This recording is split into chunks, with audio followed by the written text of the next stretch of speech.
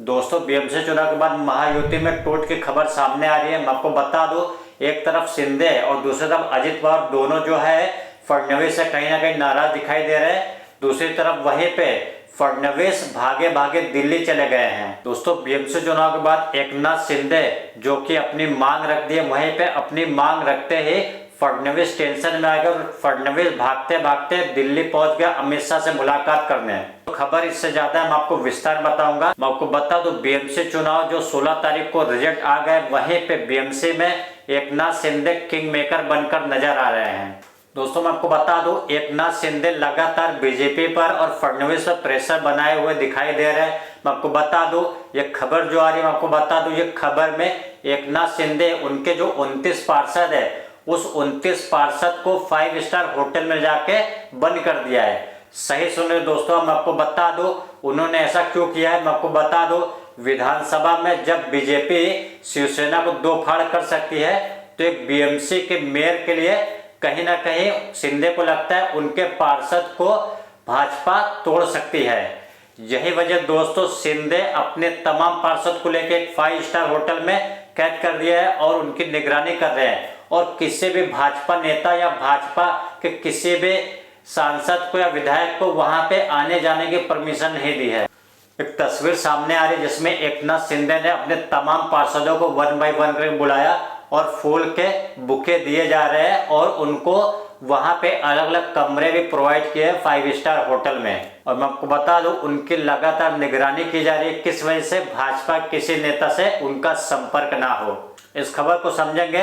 BMC पूरे महाराष्ट्र में सबसे बड़ी नगर पालिका है और वहीं पे इसका जो बजट है दोस्तों, करीब 70 से 72 करोड़ बताया जाता है, जो कि किसी विधानसभा स्टेट के करीब बराबर है। और मैं आपको बता दूं, इसके इतने बजट है जिसके लिए ये सारी चीजें हो रही है। मैं आपको बता दूं, 227 सीटें इसमें पूरी हैं, जिसमें बहुमत के लिए 114 सीटें बहुमत चाहिए।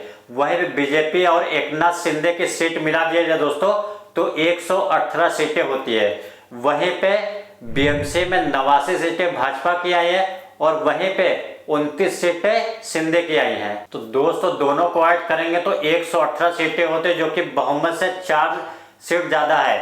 और मैं आपको बता दूं, भाजपा को पता है एकनाथ शिंदे अगर उनको सपोर्ट नहीं करेंगे तो कहीं ना कहीं भाजपा अपना मेयर नहीं बना पाएगी। मैं आपको बता दूं, भाजपा चाहती है कि बीएमसी में उनका मेयर बने। तो मैं आपको बता दूं, बीएमसी में करीब 30 साल से जो मेयर रहा है वो शिवसेना से रहा है। तब से करीब 30 साल से बीएमसी पे शिवसेना का कब्जा रहा है और जहां पे भाजपा इतनी अच्छा सीटें लाके वो सोच रही कि उनका मेयर बने।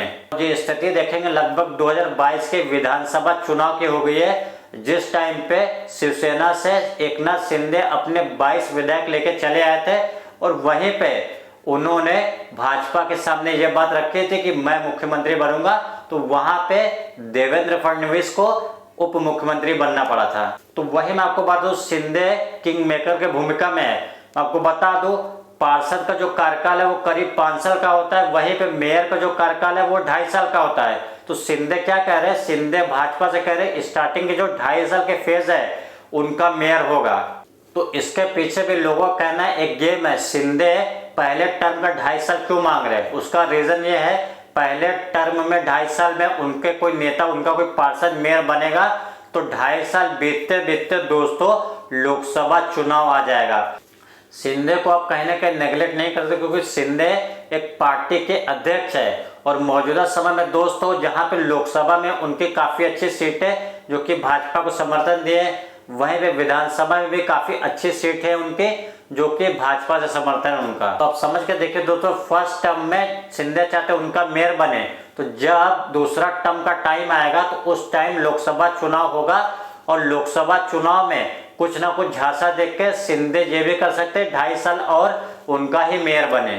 तो इस जगह शिंदे ने अपने पार्षद को घेराबंदी कर दिया और उनको 5 स्टार होटल में बंद कर दिया है, क्योंकि शिवसेना, शिंदे ये जानते हैं जिस तरीके से भाजपा शिवसेना जो मेन शिवसेना तो उसको दो फाड़ कर सकती है, तो कहीं ना कहीं उनके भी पार्षद तोड़ सकती है। यही रीजन दोस्तों, शिंदे ने जो वो लोग को कैद किया है कि भाजपा संपर्क में आएगी, कहीं ना कहीं उनके पार्षदों को खींच सकती है। बहुत सारी चीजें, ये बात जो न्यूज मीडिया में चली उससे पता यह भी चल रहा है कि उद्धव ठाकरे जो कि शिवसेना पहले एक ही थी, उनसे भी उनके काफी अच्छे संबंध है, जो कि पार्षद शिवसेना शिंदे गुट में है।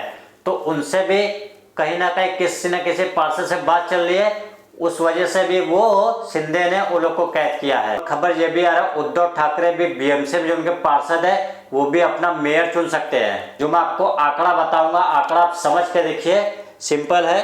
मैं आपको बता दूं, अगर उद्धव ठाकरे की बात करें इसकी 65 सीटें आई है, वही भारतीय राष्ट्रीय कांग्रेस की बात करो जो कि 24 सीटें आई हैं, ऑल इंडिया इत्तेहादुल मुस्लिमीन मतलब AIM की बात करो तो 8 सीटें हैं, वहीं MNS की बात करो जहाँ 6 सीटें हैं, वही राष्ट्रवादी कांग्रेस की बात करो अजित पवार 3 सीटें हैं, समाजवादी पार्टी की अगर सीटें की बात 2 सीटें हैं, राष्ट्रवादी कांग्रेस पार्टी की 1 सीटें हैं। तो अगर इन लोगों को मिला दिया दोस्तों, इस सब के आंकड़ों को समझिए, उनको जोड़ दिए दोस्तों, तो कहीं ना कहीं उद्धव ठाकरे के बाद इतने पार्षद है जिससे वो मेयर का चुनाव कर सकते। सिर्फ उनको 8 पार्षद की जरूरत होगी।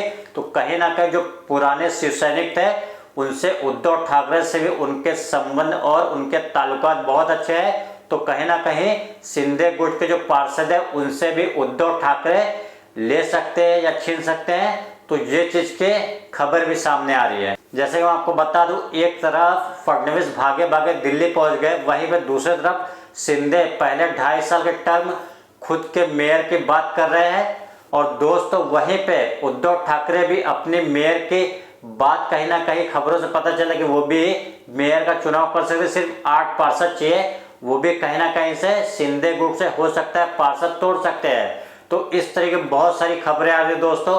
आप क्या कहते हैं, किसका मेयर बनेगा? आपके राय कमेंट में जरूर ड्रॉप करें। मिलते हैं कोई नेक्स्ट वीडियो में। Thank you so much. जय हिंद।